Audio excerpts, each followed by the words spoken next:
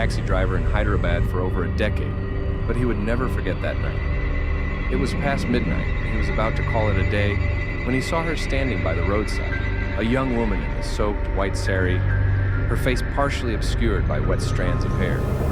She raised her hand. Ravi hesitated.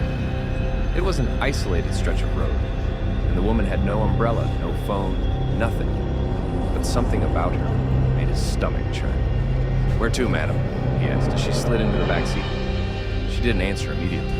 Instead, her lips barely moved, and a whisper escaped. "Straight. Keep driving." Her voice was hollow, distant, like a memory fading in the wind. Ravi kept checking the rearview mirror, but she just stared out the window. Her dress dripped onto the seat, making a small puddle. After 10 minutes of silence, she spoke again. "Turn left."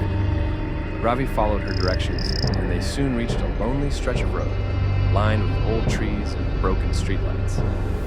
Then she whispered again, "Stop here." He pressed the brakes, but the seat was empty. The door hadn't opened. There was no sound, no movement, just an empty back seat except for the dark, wet stain where she had sat. His heart pounded as he scrambled out of the car. He spun around searching the road, but she was nowhere. Shaking, he drove straight to a police station. The officer on duty barely looked surprised. "You're not the first," he muttered. He handed Ravi an old newspaper clipping. It was about a woman who had died in a car crash on that very road 1 year ago, that night. She had been wearing a white sari.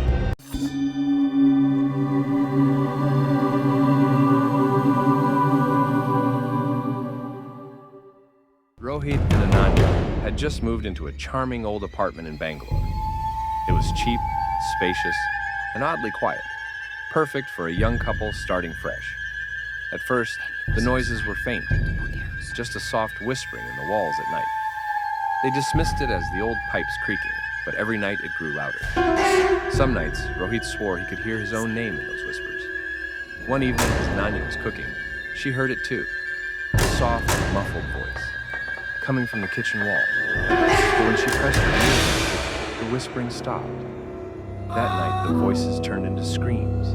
A low, wailing cry echoed through the walls, followed by thumping, like something trapped inside, trying to get out. Terrified, Rohit grabbed a hammer and smashed the wall open. Dust filled the air.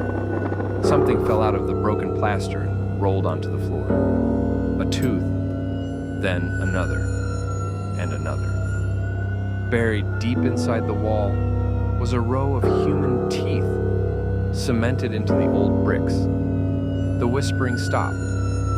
The next morning, the landlord had only one thing to say. The previous owner was a dentist, but no one knows what happened to him. Rohit and Ananya moved out that very night.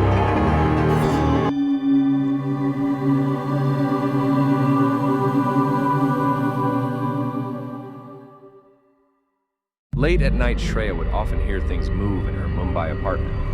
At first, she thought it was the wind or the occasional rat scurrying in the walls. Then, things started disappearing. Her phone charger, a packet of biscuits, even her hairbrush. She lived alone. One night, she woke up feeling uneasy. The room was still, but something felt off. She glanced at her study table. Her books were slightly out of place. The closet door was open just a crack. Then, her eyes drifted to the air vent above her bed. And something stared back. Two small, glowing eyes blinked inside the vent. Shreya's blood turned to ice. She was paralyzed. The eyes disappeared. She heard a soft rustling, like someone crawling away through the vents. The next morning, she called the police. They checked the apartment thoroughly.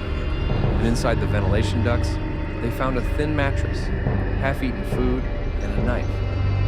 A homeless man had been living inside her apartment's air vents for months, coming out at night while she slept. She never slept in that room again,